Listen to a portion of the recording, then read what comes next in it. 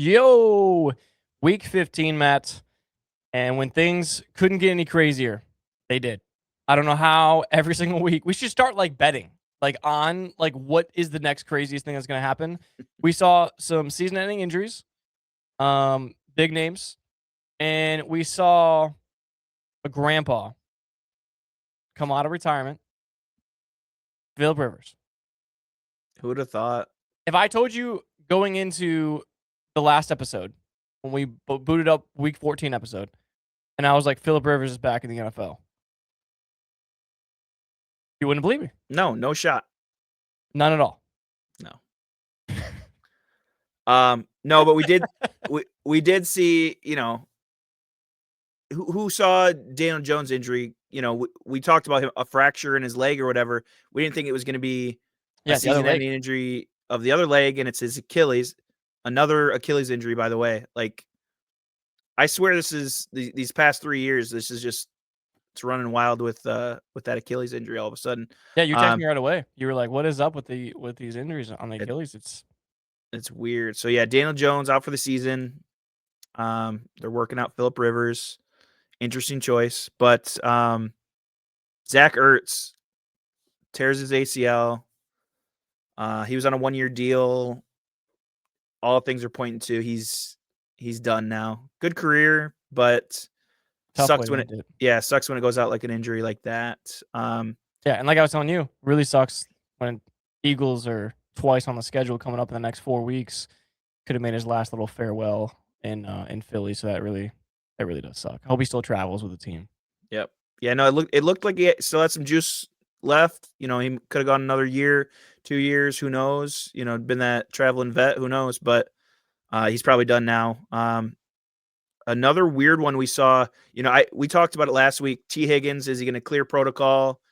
He was, that limited participant, but hadn't cleared it yet late in the week, but then he did. He took another brutal hit. He goes out. I don't know how it happened. This is another one that you're going to have to look at because he goes back into the game after just a devastating, one of those where he's falling backwards and just smacks the back of his head on the turf. He still goes back out there, and gets hit again, and then now he's out. So you think it'll be investigated? They're gonna have to look at it because again, they have so many safety things, so many safety officers, that go in there and make sure they can't go in. The refs can go. There's so many amounts of precaution. And then we saw Dable get fined because he's trying to go check on Dart in the tent. Yep. So now you're letting a guy that just was already in protocol coming out this week. You let him to me, that's crazy that you let him back out there and he gets hurt. So yeah, they're going to have to be careful with him because, that's one of those things that we saw with you letting these guys take that many hits. Mm-hmm. Their career can be done. So, and then a couple other ones, Geno Smith out of the game with a shoulder injury. But it's for Vegas. So, it's not a big difference maker if you have a new quarterback in there. But then Jets are getting even worse. They're throwing Tyrod Taylor in there and now he gets hurt with a groin injury. So, a lot of weird injuries again, rolling up late in the season. Yeah, kind of storyline for Tyrod Taylor's career, huh? Just constantly getting a chance and constantly getting hurt. Matt, we did hit 1 million views on that Instagram reel, so that is absolutely awesome. Good work. Yeah, absolutely awesome. We appreciate you guys. Really cool moment for the pod, no doubt about it. But last week, if you guys listened to the pod and kind of tuned into our socials, you would see me. I'll take credibility for it. Kind of bash the Steelers. Kind of poke the bear, if you will. There's a lot of upset Steelers fans on some of the posts that did pretty well. So it felt very fitting to jump right into these fun stats with another Steelers one, right? The Steelers have won 3 games since World War II where they were outrushed by 170 plus yards. 2020 at the Ravens, 2025 at Ravens, 2021 at Ravens. So I owe it to them to give them just a little bit back, Matt, right? Just a little bit, just a little, But it is weird because we always talk about that AFC North and how tricky that can be. like how those matchups always work out. Like it's just the AFC North. I feel like is one of the trickiest divisional games because even when that team is like the Browns, 2-14 some seasons, it's like they'll take out the 11-2 Ravens. It doesn't make any sense. It's the weird. It always seems to be a battle, no matter what, even if. Yeah, and for some reason, the Steelers, Ravens, like the Ravens just love it. Like they just, I mean, and more recent than none, 2021, 2020, 2025. Like that's so I thought that was really interesting. We mentioned it last week quite a bit, but Marvin Harrison has 200-yard games in his 27-game career. Michael Wilson is averaging 148 yards per game without Marvin Harrison in the game. Where's that coming from? I don't even know. I have no idea. This one's pretty funny because I had this one ready to go, and then obviously the news breaks for Philip Rivers. So it's kind of just funny, like, because I'll just get into it and then I'll talk about it after. But most receiving yards over the age of 40. So you can see where I'm going with it. Yep. Jerry Rice, 2,509 yards. Tom Brady, 6 yards. Mercedes Lewis, 2 yards. Everybody else, 0 yards. Brett Favre, -2 yards. Aaron Rodgers, -9 yards. First comment. So you're telling me Philip Rivers needs 9 yards this Sunday to be number 2? Exactly. I mean, how does that? I mean, that was screenshotted, Matt, Monday morning, 8:14 in the morning, and it's Wednesday night, and Philip Rivers has signed with the Colts practice squad. All this other stuff. It's like, man. Last week I brought up. I don't know if it was last week or the week before, but I brought up. I believe it was last week. I brought up the Woody Marks has left an NFL record, 11 straight games.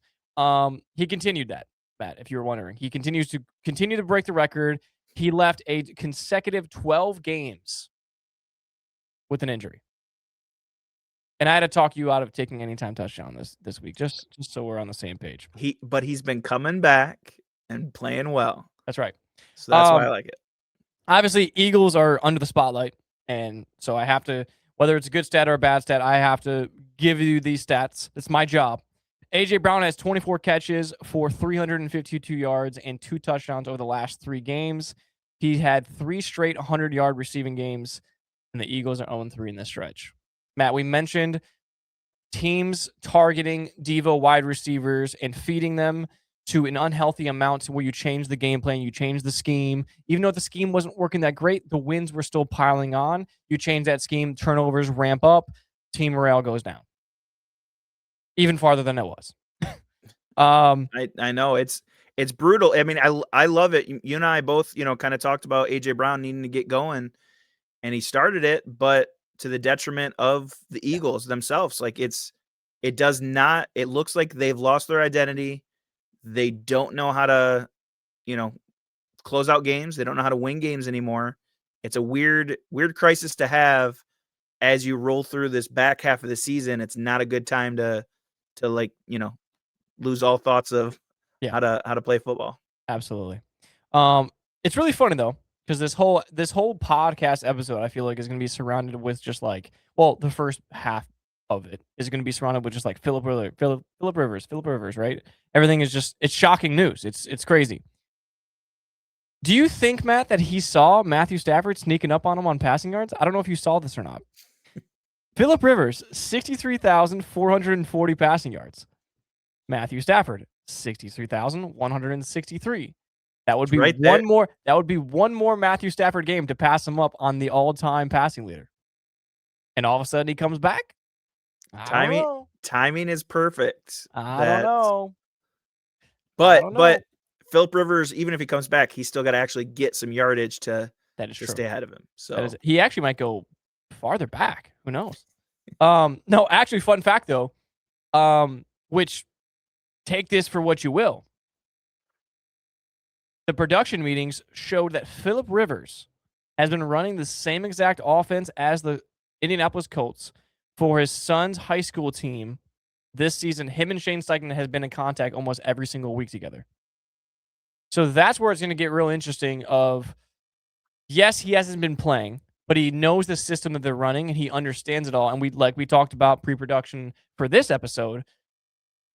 Quarterbacks like those guys, the old gunslingers, they have it. They have the mental. They know what the defense is doing. We talked about, are we seeing a crisis of like offensive coordinators being worse, or are quarterbacks worse at reading defenses? Like, because we saw Brady, Big Ben, all the other stuff we talked about 4 or 5 episodes ago.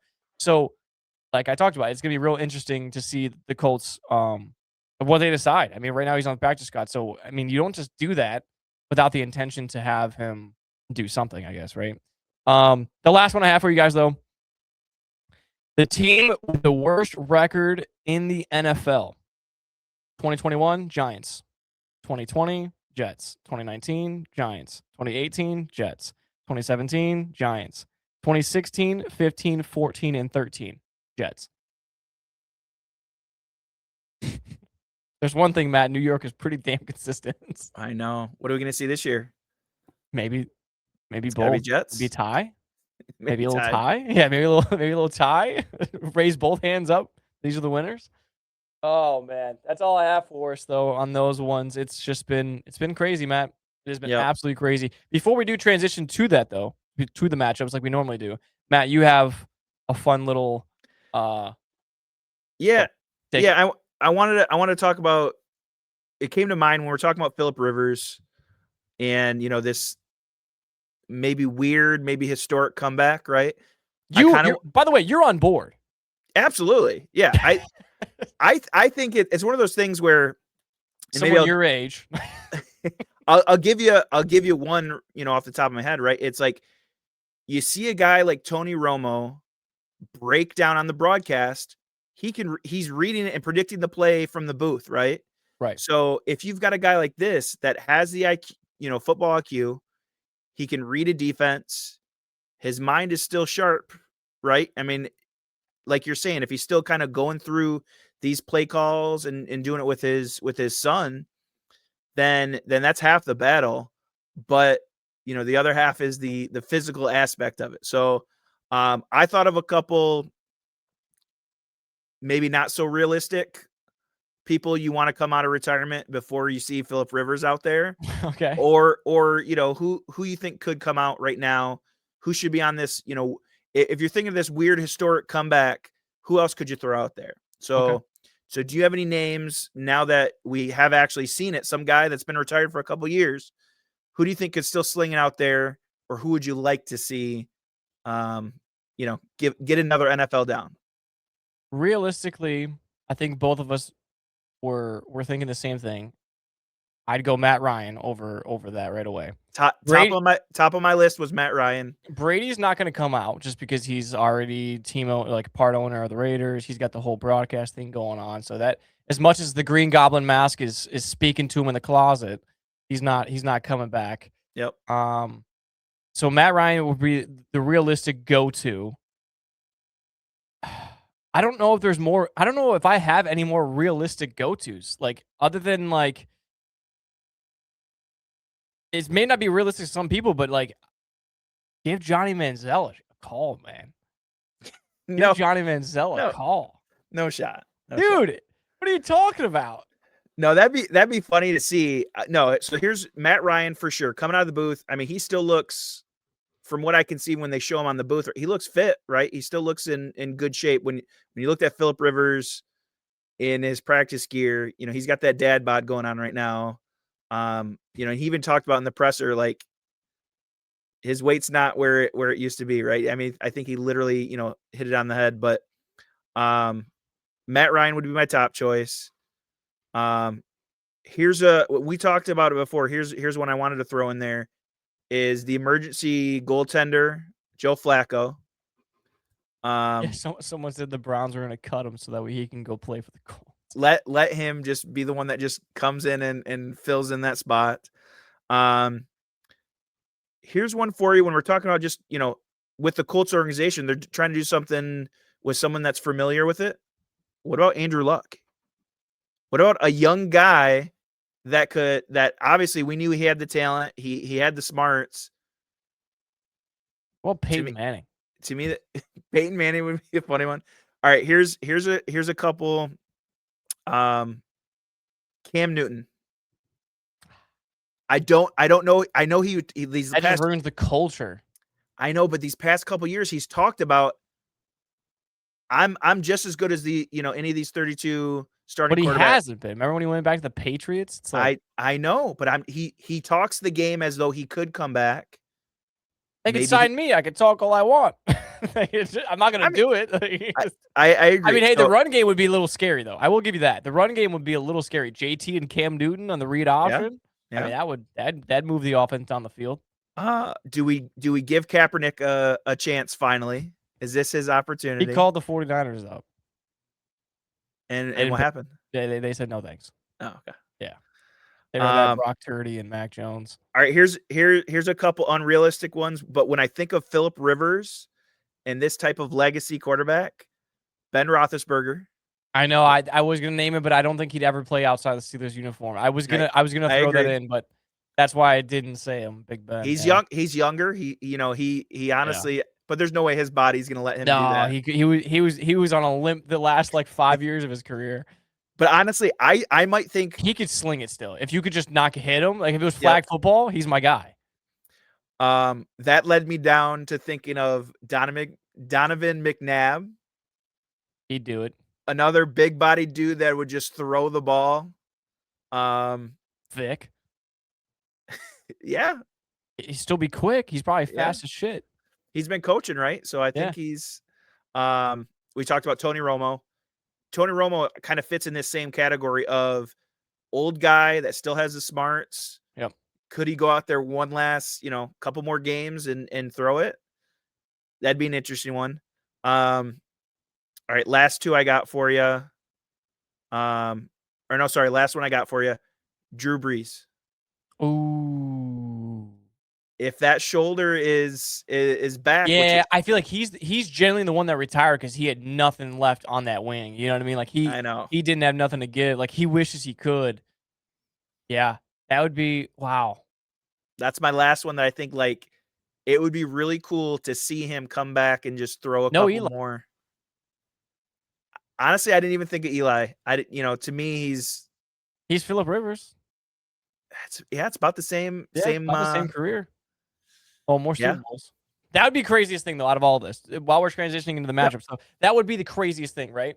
Is obviously Rivers goes there, but it'd be crazy to see him get a ring at the age of 44. Is that what it is? 44, yeah. 44. The age of 44. He gets a ring, and it's because he signed with the Colts in 2025 after a 4-year, he hasn't played a game since 2020. So after a 5-year vacant in his career, that would be something. That would absolutely be something. Whoa. I thought you did your little disconnect thing there. No, I didn't click. Absolutely hilarious. I didn't click out. But week 15 matchups. And also, before we get into that, comment down below. What do you guys think about Rivers? Will we ever see him get a start? Will the Colts ever become that desperate? And if not only that, who would you like to have seen come out of retirement? Even if it's just a funny one, maybe one that we missed, maybe one that's like, well, man, I can't believe they missed. They didn't say, blank, whatever it could be. We definitely, I know Matt, you'd be all over that. Thursday Night Football though, tonight when this gets aired, Atlanta versus the Bucks. Me and Matt both taking the Bucks here. Bucks lost an interesting one last week to the Saints. Very, very interesting one for them to drop there. I'm not 100% convinced. Baker was 100%. Is 100%. I like. Right, yeah. We're talking about the shoulder, like him throwing sub 200 against the Saints at home. I know it got a little rainy there. In that game. But we mentioned it's a pretty important one, especially because the Panthers have the Saints this week. So this is a really big win for the Bucs. So I can't go against them here. Yeah, I'm on board. I want to see.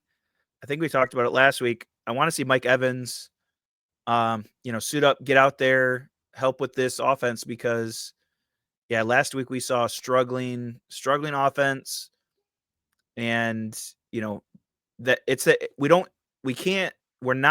I can't talk. we're not seeing the Mbuka Yeah.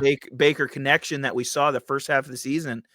And I think when that happens, when they're missing that connection, it's kind of like a, downhill slide of trying to figure out the offense again. So is it, combination of injuries and everything like that? It's just this is the part of the season, literally if you don't win this division, you're not in the playoffs. So you got to figure it out now. And Atlanta has been that weird, unpredictable team of who you're going to get. And, with Cousins at the helm, it's just, to me, it's just not going to happen. So I think this is a get right for the Bucks type of game. And especially, you get the spotlight game of Thursday Night Football. They need to come away with the win. Yeah, absolutely. And then you have the Bears at home against the Browns. Browns listed Shedeur Sanders as their starter for the remaining of the season. This is gonna be a cold one, Matt, and I think that's why, besides two solid defenses, I think it's interesting that it's -7.5, but then the over under it even dropped to 38.5 as we were going live. So it's gonna be a real cold one though. 12 degrees is the highest on Sunday. -4 is the lowest. And I've been there on one of these games in December, week or two before Christmas. Eagles Bears -15, -20 with that lake that lake effect. So it's gonna be a brutal one. And this could be a tricky one. I definitely do not like the Bears -7.5 here. I'd like the Bears to win, but this is gonna be a tricky one because this favors the Browns. It really does. It's Yeah. crazy to say that. I know they're 3-10, but this condition favors the Browns. D-line, cold weather, low scoring game. You're going to take the defense, and that's going to be Myles Garrett and the Browns defense. That's what it's going to be. So I think the struggle here, though, is seeing Shedeur Sanders. What does he do now when he's playing in that type of weather? I know he played at Colorado. I wasn't very impressed with him there. But this is a whole different. It's going to get windy. The ball's going to do different things when the ball gets up in the air. I like the way the Bears looked last week. That game came really down to the wire. I don't know if you got a chance to watch it or not, Matt, but it really did come down to the wire there. And it's just one of those where they played really, really tough against Green Bay. They did. And it's you lose that you use that as a learning point a little bit. But I thought it was interesting. My last take, I thought it was a little interesting that I don't know if you saw the LaFleur Ben Johnson Oh that yeah. that was quick. That was I don't think they said a word. That was a quick boom boom gone. I was they didn't even stop moving. They just went and I was like, "Oh, okay." Right. That's going to be real interesting. So yeah, I'm in on the Bears. I'm not overly confident in -7.5, but I do like the under. And they should get it done. Yeah. I mean, we could see a 13-10 game. Yeah. Yeah, absolutely. Something with it, especially with that 10-7, just gritty with that weather. Yeah. I mean, yeah. it's interesting because, newly minted Browns fan, and they've, they won one of these past couple weeks, so Yep. it was good. But yeah, Shedeur, 364 last week. I mean, he's kind of coming into it. He's kind of stepping into that role nicely, but I don't see that. I like the confidence and especially naming him as a quarterback, give him these last couple games to kind of figure the NFL out. But I couldn't take him here. I couldn't take that one more shot against him here just because I think the Bears season is kind of it's weird to say because they're leading the division right now, right? But their season's kind of on the line these past couple games, especially because they play the Packers again. So they have to win this game so that they can kind of keep that the chance of playoff hopes alive. Really, it's like a weird scenario here when you have the NFC North stacked as it is right now. Every game right now at the end of the season is kind of one of those that you want to stay ahead of the game, and so you can't drop one here to the Browns. No, not at all. And then we have another one. Bengals trying to keep their hopes alive. I don't know if there's much of a chance here. Kind of and the thing that sucks, I looked at their schedule, and it's me and you take the Bengals here, and it's because of what we saw the last time they played Baltimore, and now they're at home, right? So that's what we're liking here. Of course, Lamar's gonna have an MVP type game, and we're gonna be wrong. But obviously, we're going with the plus here, which Vegas is telling us not to do. But their schedule, man, they finish off 8-9, and then they're gonna get snubbed again. Like it's it sucks. It really does, especially because this Yep. team is not 4-9 if they have Joe Burrow the whole season. It's just not. Especially because their defense has been somewhat a lot better than what it was last year, right? But with that being said, even with T out, I really like the Bengals offense. I took them last week against the Bills, and it was damn close. We finally saw Yeah. Burrow be human a little bit. They were up a ton, and I told V, who does the schedule for us. I was like, the Bengals did it. Like they were up 28 to they It were was up two two. possessions. It Yeah, was 2 scores yeah. with what, 7, Yep. Then 7, back to 8 back minutes. drives, picks, but Joe Burrow that's why I said he kind of came back down to being a human. I mean, Yep. he never does that. And he does, and then the Bengals lose. And so that one hurt because, then you're 5-8. You win this game, you're 6-8. You have a chance at 9-8. Like, you're moving the right direction. So that one hurt, especially because they lost so many games last year. And it was because the defense let up so many points. And the defense let up so many points. And then to be up that much against a really good Bills team and then have Burrow do that, it stings. It does, especially because I Yeah. really felt good about it, and it should have went that way. And then the Packers went with the Bears. Caleb Williams throws a pick when he's got DJ Moore wide open. It's like a couple. That's been like the story of me being down 4 or 5 games, all the time on the record against you or with you is just a couple things right at the last minute. It's like I'm Yeah. reading it right, and then it just does not snap my way. But Yeah, Burrow still has a great game, 4 touchdowns, yeah, he's still slinging it, but you're right, just those mistakes at the end of the game, and then Bills, obviously, like we talked about it, Bills playing down to their competition, but also playing up to their competition. So Josh Allen kinda had to match that energy of Burrow taking the lead. Now he's got something to play for, and credit to the Bills as well. Great comeback, great oh another yeah, fourth quarter absolutely, comeback. So absolutely. yeah, that is a tough one. So I think we're both on the same page here. Of we've seen it. We think Joe Burrow kind of at the end of the season is going to win these couple of these games, but too little, too late. Kind of what we talked about before. It's when he came back, I said it's great having him back, but it's a little too late, right? It sucks that they're not really.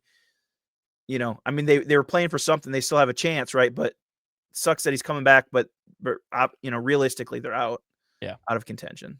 Absolutely. Then we have the Chargers at Kansas City. Both of us going the Chargers. I mean, dude, Chargers beat the Eagles. I mean, straight up, they did.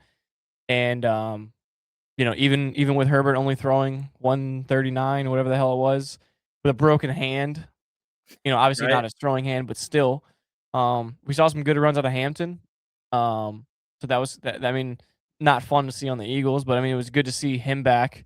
That explosive rookie that we've been very high on, especially with how banged up the Chargers. But I mean, I kind of called it to the point of, I really did think that they were going to get to Herbert a lot. I don't know if you saw, but Justin Herbert was sacked more times in that game than he's ever been in his career. It was a career high for him. It was So like 8 or 9 sacks, wasn't it? yeah, and I knew that was going to be the case. I knew that they were going to get after him because that O-line is the worst in the league.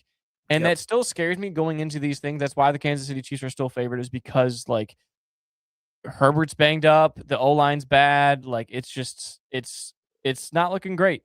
But at the same time, man, the Chiefs are not looking good. They're not. Mahomes is missing passes.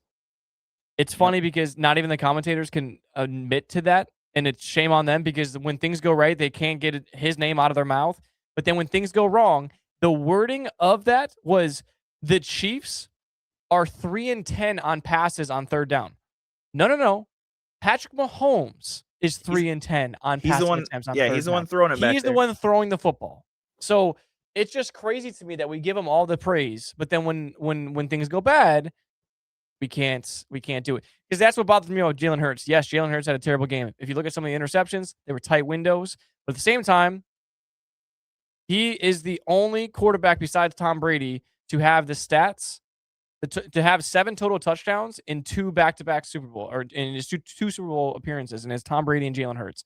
And he's a Super Bowl MVP, Super Bowl winner. It's like you got to give, you know what I mean? You can't pick and choose on where you want to, give guys more leniency than others, right? Like I get it, Mahomes has won more, whatever else, but it's like, come on. The Chiefs are 3-10 on passes. That's insane sentence. That's an insane sentence. It just really is. But genuinely, they're struggling.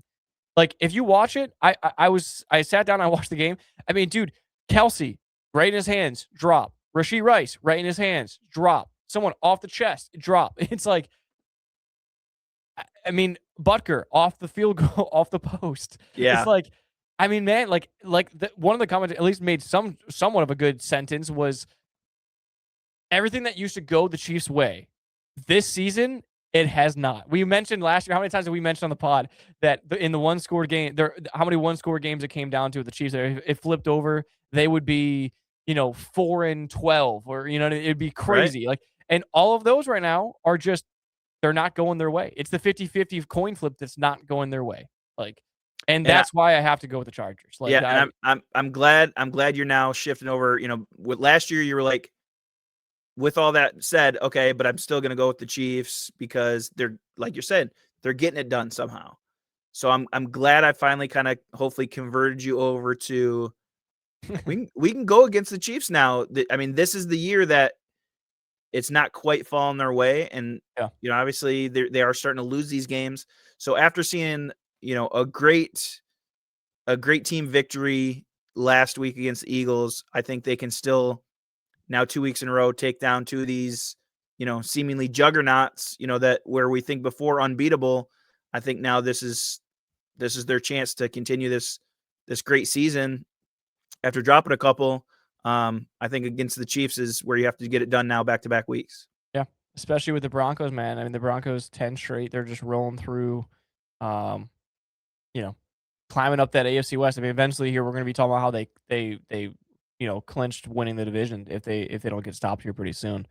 And then one of the matchups of this week, Bills at Patriots. Same concept as last week for me. We saw it. We mentioned it. Bills playing down, not playing up to the standards that they should. Same concept. We saw them do it against the Bengals, and Joe Burrow gave the Bills a chance to come back. They still completed it. Still very impressive. Bills get a win. All that good stuff. The Patriots have been a very, very, very good disciplined team when it comes to that stuff. They don't let teams back in the game. They don't let teams linger on. They keep the gas, or pedal down the gas. So I think this is just beginning of season, week 15, Bills Patriots, I would have not even thought nothing of it. But this genuinely is just a huge game for Drake May VP, like I've been saying. Yep. It's a huge game for that. But it's also just a huge game for the AFC East. I mean, if the Patriots get this one, they go 2-0 against the Bills. That's their division now. Because the Patriots could lose out and go 12-5, and the Bills would have to go 3-1 just to tie, and then it'd go to the Patriots. So this is a huge one for the Patriots, huge one for Drake May, huge one for Vrabel. They're at home. I love the Patriots at home. And like I said, I saw the Bills were beatable again last week to the Bengals, and the Bengals shot themselves in the foot. Joe Burrow shot himself in the foot, and I think we could see something very similar to the Patriots being up 2 possessions and them not doing what the Bengals did. Yeah, I mean, we saw 70 some points, maybe even more. I'm trying to think of what the final score was last week. You see a huge over under of 50 on this one too. Is I almost think some of these games might be a little bit more gritty than kind of the shootout we saw last week. Yeah, I don't see this as a shootout either. No, absolutely. That's the matchup I kind of see here. But like you're right, it's just comes down to those possessions of, if you're scoring on some of these possessions, obviously the other team's just gonna have to come back and match it. So that's where you kind of can see a higher score. But just in my mind, this is one of those that I see more of like a defensive battle of who can outlast on the defensive side on this game. But, for the reasons kind of last week, same thing. I think it's a tough matchup that the Bills are going to play up to their competition here. New England is looking great, right? So I fully expect them to come firing. And I think Josh Allen, is going to say, wait a second on the MVP talk. This is my season to do it again, right? So I think he's gonna show the young kid what it takes to be an MVP, and that's you win these tough matchups in this type of game. So that's why I'm picking the Bills here. Fair enough. On top of that, we talk about the 4 quarterbacks, we always talk about a specific 4 quarterbacks: Burrow, Josh Allen, Mahomes, Lamar Jackson. That would be the top 4 in a lot of people's votes. Yep. I think a lot of people would agree with that. None of those guys have ever beaten all of them, besides themselves, in one season, besides Joe Burrow. Little fun fact for you. I like it. Little fun fact. Or I'm sorry, no, Josh Allen, not Joe Burrow. Sorry, I just lied. It was Josh Allen. I'm thinking that. So I just helped you out. Yeah. So you're welcome. Well, normally, hey, to be fair, normally I give you those stats and it's for me, and then it bites me in the ass. So right, I give you that. You pointed out, and then the anomaly comes true. It was Josh Allen, not Joe Burrow. I lied. I thought about that because he just beat Joe Burrow, so that's why I was thinking Burrow. Gotcha. But yeah, he beat Mahomes, Lamar, and Joe Burrow this year. So he's the first one to ever beat all 3 of them. That's pretty impressive. I will say that. So now he's just got to run through the next MVP candidate, which is Drake May. The guy that beat him in Buffalo. Yep. Revenge. Who knows? Could be a Sunday Night Football game instead. We're stuck with something else. Again, it's another one of those where we're looking at it and we're looking at a Vikings-Cowboys Sunday Night Football matchup instead of this. This would break the internet by having this on Sunday Night Football. Disgusting. Anyways, Giants hosting the Commanders. Obviously, you already talked about Zachary. It's really, really hate to see it. But me and you going the Giants, we're just smoking that dart pack. That's really what it is. We love. I mean, it sucks that I love Jackson Dart as much as I do, but I do. I love him. It's awesome. I mean, it's fun to see the young guys just coming into it, and it's weird because it's almost like he's got nothing to lose, which it's his health that he does have to lose by throwing his head in there. It's his mental state. But I mean, to me, I think we saw it with Jaden Daniels, right? It's just he's got this young guy coming in, showing that he can play football here.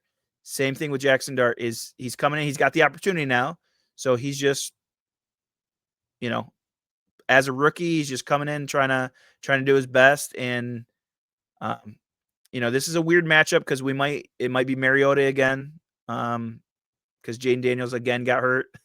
Yeah. So it's going to be an interesting matchup, but to me, I like what Theo Johnson's doing at the tight end position, especially when you have those young guys. These young quarterbacks always find their little, niche, their little connection that they have. To me, Theo Johnson's kind of that safety valve that he's got. Theo's got to be a little bit more sure-handed on some of these. And I think that's a great connection to kind of look out for. Yeah, absolutely. And then we have the Raiders at the Eagles. Eagles really need to have a comeback here. Yeah,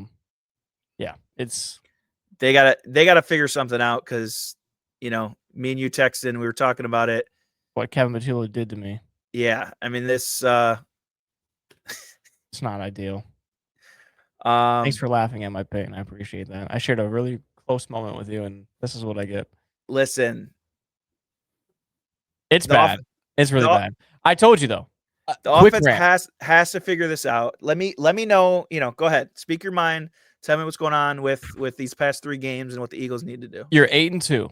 You can't fire the offensive coordinator, even though I've been complaining about the offensive coordinator since 8-2. You're 8-3. Still can't fire the offensive coordinator because it just doesn't make any sense. You're 8-4. Like, all right, well, we might need to start looking into this. You're sliding a little bit, right? 8-5. And after that, I talked to you about the hitch routes. It is the highest percentage hit routes that's ever been recorded in the stat metric history.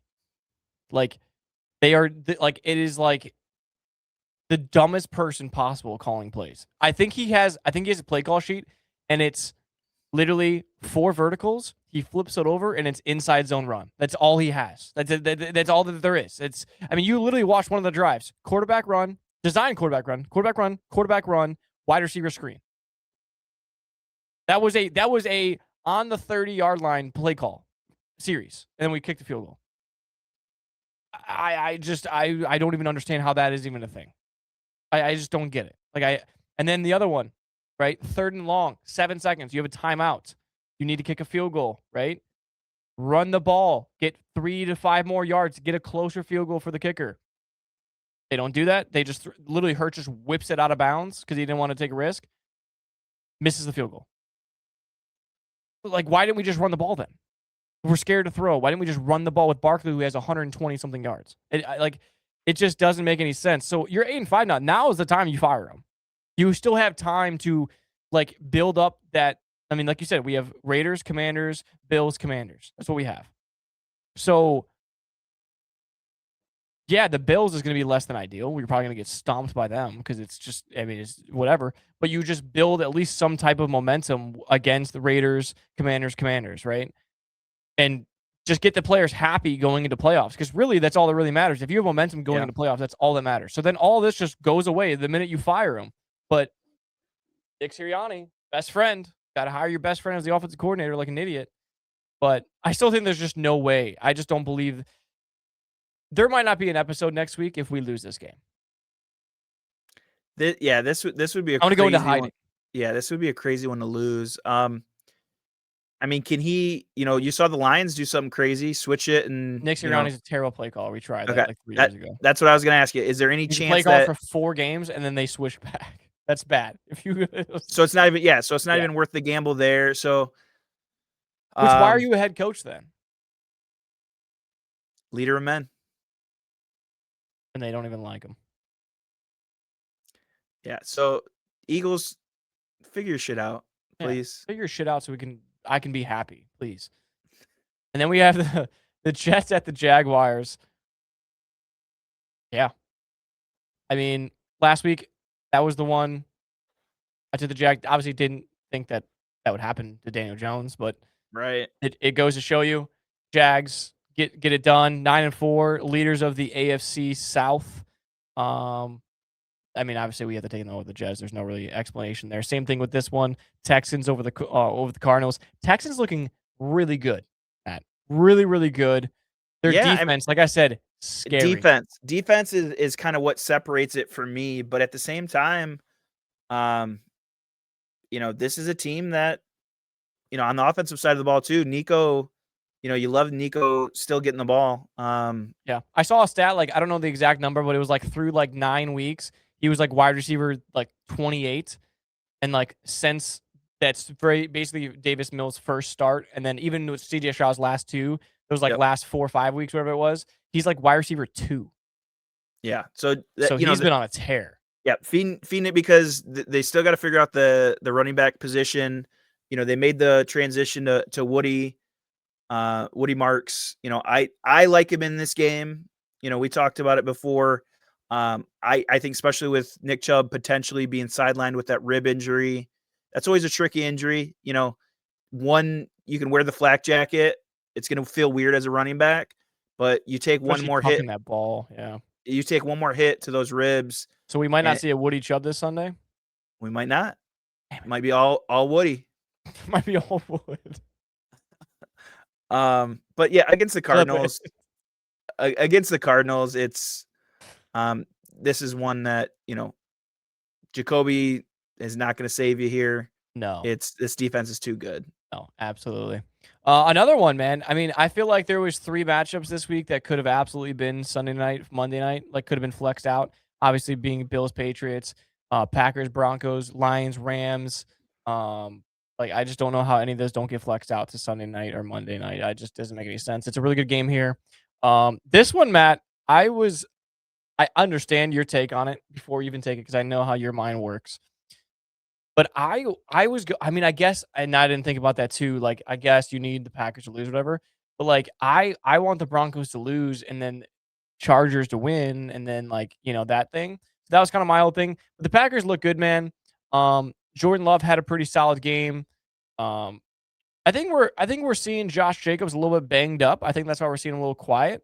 Yep. It's gonna be a tough Denver defense, but it's gonna also be a tough Green Bay defense. So I think it's gonna be a pretty good defensive matchup. But I haven't been very high on the Broncos, and that's just I just haven't been. I don't think they've been. I don't know. I just don't believe they're a good football team. I think they're pretenders more than they're contenders. So that's just kind of where I really like. I said it early on in the season when the Packers didn't have a loss. I said that I really like the Packers, team. They're very well rounded, and I think the Broncos maybe get a little bit exposed this week. Yeah, to me, I mean, you already kind of talked about it. Like to me, it's more hopeful than it is anything. It's Yeah, I, which you is know, understandable. Yeah, as a Lions fan, this is a game I need Green Bay to drop. To have that spot in the north and kind of take over. So it's half that, but at the same point, Broncos coming off a bye is true. that at home. That's always a tough. Those are the things that go in the right direction. Of you're at home coming off a bye, and I mean they've been looking strong. So you had a close one last week against the Bears. Yeah, you came out victorious, but that's a tough one. Another tough matchup here is where I'm kind of pushing for. I mean, this is a great run. 11-2 is a great run by the Broncos right now. They're doing something right. So, you see it here at 2.5 spread. Like, this is a close. This is supposed to be a close game. And so if I have to side with one of the teams, it's the team that's rested up, it's the team that's at home, and then a little bias for Yeah. the I mean, NFC even North bias because they aside, need the though, loss. there's still great takes, though. Even Yep. bias aside, it really is. I mean, we've been very good at picking teams coming off of a bye, and those records have been very good. I mean, it's a lot of wins to not a lot of losses. Maybe like Yep. one loss on after a bye that we picked. So you're absolutely right. And then when you talk about the juggernaut schedule that the Detroit Lions have, Detroit Lions at the LA Rams. This is the first time that I did it to you. Even though being an Eagles fan, you have every right to do it to me, and I do expect it against the Bills. I absolutely do, and I'm gonna be okay with it. So I hope that I'm at least right, so where I don't look like an absolute asshole. Because then I just look like an asshole that you've stuck with me through the Kevin Patullo, knowing exactly what he's done to me. It's okay. I see where your loyalties lie. Is Look, it's tough. you're switching over to the Rams here. You know It's what? tough. It's a great football team. You guys are just banged up, man. You guys are really banged up. But listen, Dan this Campbell. yeah, biggest balls in the league. I just don't think they're gonna fit his wheelbarrow all the way to LA. This is a must-win game. It really is. So if the season is at a turning point, just like we saw Amon-Ra, I'm fully confident that ankle was not ready to go. Dude, he looked great though. Because he had to. He's on And drugs. he got Yeah. he got an epidural, he got wrapped up. I mean, he had to be out there. They had to give him the ball, and they went out there and that was a great matchup, right? And they won it. This is the same thing. This is going to be 55.5 is insane for an over under. I think it'll hit too. Yeah, I think this is going to be an amazing just touchdown for touchdown. We're going to see some great coaching, some great play calls on both sides of the ball. And I think I tell you this every time as a close matchup with Matthew Stafford. If he's got the ball at the end of the game, Rams come away with it. If Jared Goff has a chance at the end of the game, he can come away with the win. So it's going to be a blow for blow, and it's going to finish well. Wow. There was a lot of ways you could have ended that sentence, and that was. I'm trying to finish strong there. No, this is a good one. Yeah, You guys are just banged up, man, and there's been a couple times where I was like, "This is the week that you guys are gonna start rolling, and this is the week you start rolling." And it's like when you look at a team like the Rams are the team that it's rolling, and you look at Matthew Stafford looking to basically win his first MVP, which I'm sure you'd even love to see. You have as like MVP runner up, you have to win this game. Like this is the game. This is the game that people look at like, well, he couldn't get it done against banged up Lions on the at home. He couldn't get it done, against the Panthers. Like you look at these games, like those are the games that you look at. Same thing with Drake May against the Bills, right? You're at home against the Bills. You already beat them once on the road. Those are the games that matter. Like that's really what matters is how he performs in this game. And we've already seen the matchup. I told you, I feel like that you guys play each other like once a year now, especially because there's still probably a chance you guys play each other in playoffs if you guys make it, right? It's just it's crazy how it always works. But there's always just a little bit, and it's for both, right? Stafford's a little like, oh, this is the team, and then Goff is like, oh, this is where they, I gave them a Super Bowl run and they still let me, so it's both, and I think that's why it's fireworks, and I cannot believe it's not on a Sunday night or Monday night. I know we said it, but I cannot. This is the one specifically. This is the one I cannot believe because we talked about it. The ratings are going to be through the roof just to see Stafford and Goff, right? That's the matchup. That's your Sunday night matchup. The story writes itself. It's like I can't believe that it's not. It's wild. It really is. But then we have the Panthers at the Saints. We both took the Panthers here. Obviously, the Saints beating the Bucks last week. We still go with the Panthers, right? The NFC South is wide open for them. With Tampa dropping to the Saints last week, they can't do the same thing. Pretty much simple as that, right? If you're the Panthers and you're having any type of playoff hope, this is your best chance. The Bucks are 7-6. They're banged up. They're dropping games they shouldn't drop. Baker's not 100%. Big Mike might be coming back. Godwin's lurking around. Like Bucky's bang. The whole thing. This is your one chance for you as Panthers to win the division. If you don't win it, it's completely your fault because there's no reason not to. It's wide open. The NFC South is wide open. So this is one that the Panthers can't drop. And really, if you're the Saints, we've been saying it. Like, why are you winning? Like, Stop winning. There's no point. There's no point. There's nothing you gain. None. Like, it's silly. It's absolutely silly. Then we have another unfortunate matchup of the 49ers hosting the Titans. No reason to even look towards the Titans here. It'd just be silly for you to pick the Titans over the 49ers. And then we see a really lopsided matchup because of the injury that we saw. Seahawks favored by 13.5, Mats. But still, obviously, JSN and the Seahawks, 2 touchdowns last week, man. That is awesome. Obviously, you're going to be enjoying your bye week this week in the league that we have together. So enjoy that. Rest up. Make sure you put your players on the bench so they can rest. Yeah, that's a great idea. Yeah, it's a great. You gotta give them a little bit of a rest, right? But yeah, there's no real reason until we see what's going on there. Riley Leonard's still questionable. Phillip Rivers practice squad. We don't really know exactly what's going on. But Seattle at home, I'm really loving it, man. Seattle looking to be 11-3 here. Really happy to see them possibly take the NFC West like I thought they could. But 49ers are on their ass. So this is one that they really need to make sure they get. I mean, everything's falling into place for them, right? There's no reason for them not to win this game. Yeah, and there's going to be, like we've already talked about at the beginning, right? There's going to be this hype if for some reason they make this crazy change at quarterback for the Colts. The next couple days. Yeah. That's going to be the hype kind of around this game. But at the same point, like their defense is so strong right now. Their offense is booming. Like even with all that, you're still the better team here. So as long as they execute like we've seen, especially last week with JSN stepping back after a low point week, the week before, stepped right back into it. So to me, I think this should be a really good game for the Seahawks to keep things rolling as well. Yep. Then Sunday Night Football, Minnesota at Dallas.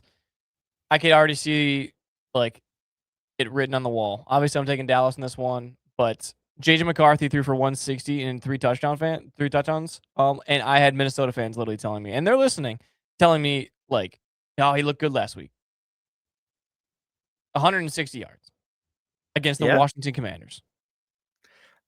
I'll tell you this. What's going to happen is he's going to break 200, and it's going to be like he threw for 500.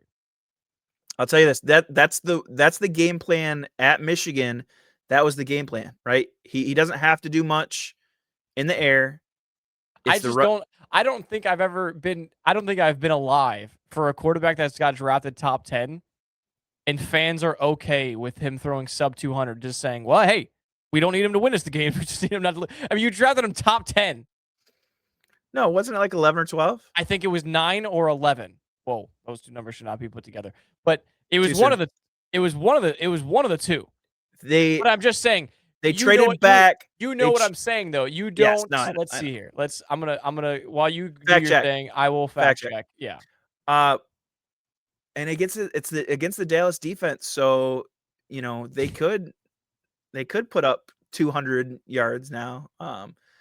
But I'm interested. The storyline I'm interested in this one is talking about concussions, right? Does CeeDee Lamb come back after? I mean, that was bad. Again, that was another head injury that he looked bad coming off the field.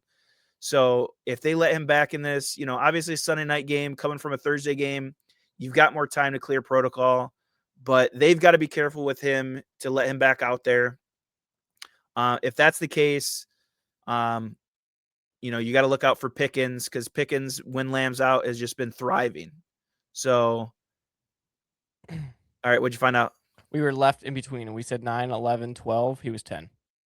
So top 10, like I said. Okay. Still, I don't think there's been a quarterback that you draft top 10 that you're okay with sub 200 numbers consistently, just defending the fact of, hey, he's winning his game. He's doing enough to not lose this game. It's like, dude, you drafted him top 10. You thought he was going to be a pure passer if you let Sam Darnold go.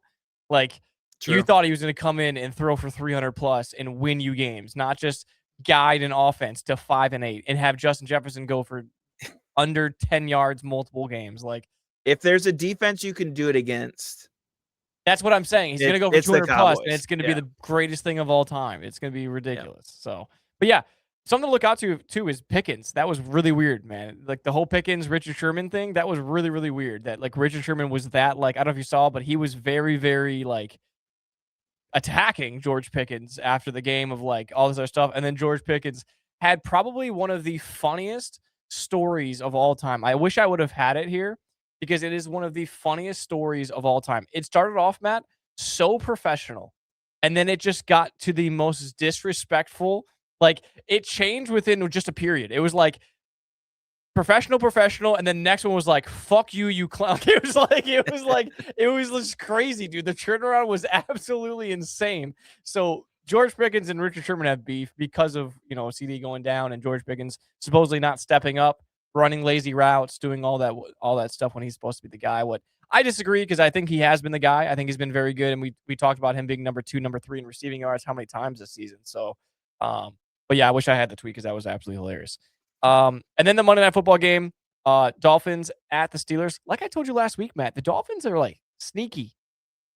Like last week, dude, they had like 4 running backs with a touchdown. I think it was 3. I think it was Ali got one, Jalen Wright got one, and Achane got one. But dude, they're like, I mean, they were really, really bad. Like, I was calling for Mike McDaniel's. I mean, I said at the beginning of the season, but It's like every week. I mean, they might finish off 9-8, which I feel like is a win for them compared to. I mean, you're kind of just hurting your own draft stock, but like hurting that part of it. But like, really impressive way to like turn the season around here. But Pittsburgh, my whole take, and my only take, Pittsburgh equals cold. Cold equals Tua. Tua equals bad. That's it. Tua is terrible. That's on point. Cold weather games. He's look it up. He's never won a game under like 30 degrees or something like that. Like 40, 30 degrees. He's never won a game. It's terrible. Like, yeah. At that point, it's not even just like a fun stat. It's legitimately he just can't play in the cold. And Aaron Rodgers was born in the cold, so over there in California. In Green Bay. His NFL career. So yeah, the Steelers, it's kind of like the same thing. Like last week was interesting to see him and DK all of a sudden, kind of figured things out.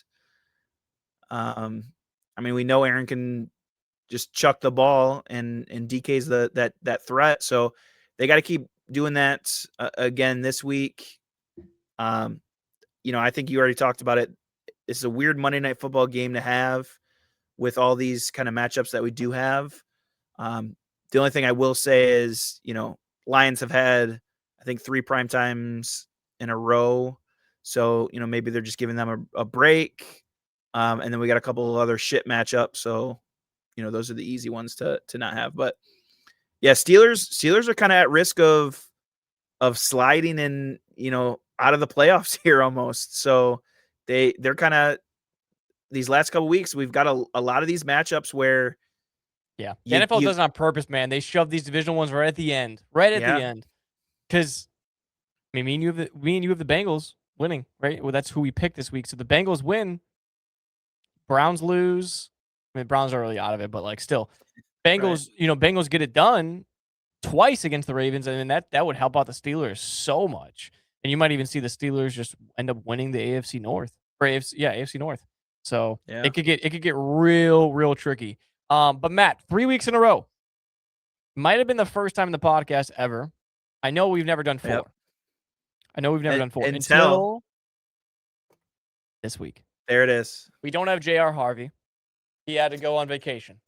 Tough matchup for JR against Green Bay, but maybe next week. But Matt, you going Jackson Dart, the creatine Caucasian. Hey, head first into the end zone. That's right. He's getting it done. Me and you both love Derrick Henry.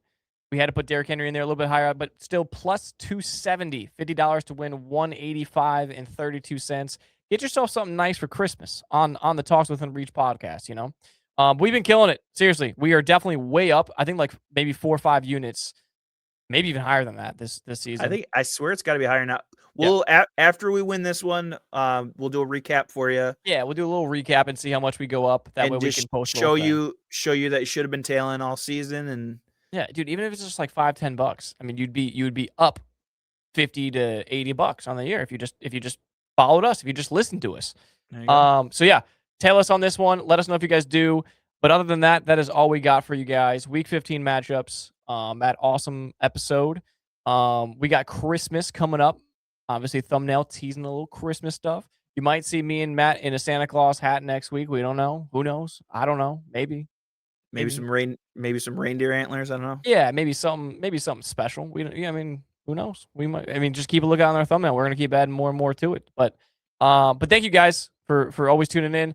Thank you guys for the love on the socials. We've been growing like crazy. Matt, me and you talked about it. Everything's been kind of doubling up on the numbers in terms of the follower count, sub count, all that other stuff. So it's awesome. Me and Matt have talked about going live, doing a live episode. So if you follow this and you're listening to this all the way through, even to this rant of us toward the end, and you would like to see like a live version of this, or even just us go live and answer some questions, let us know down in the comments. This is a little test, all right? It's a little test to see who would actually tune in to the live if we actually did something like that.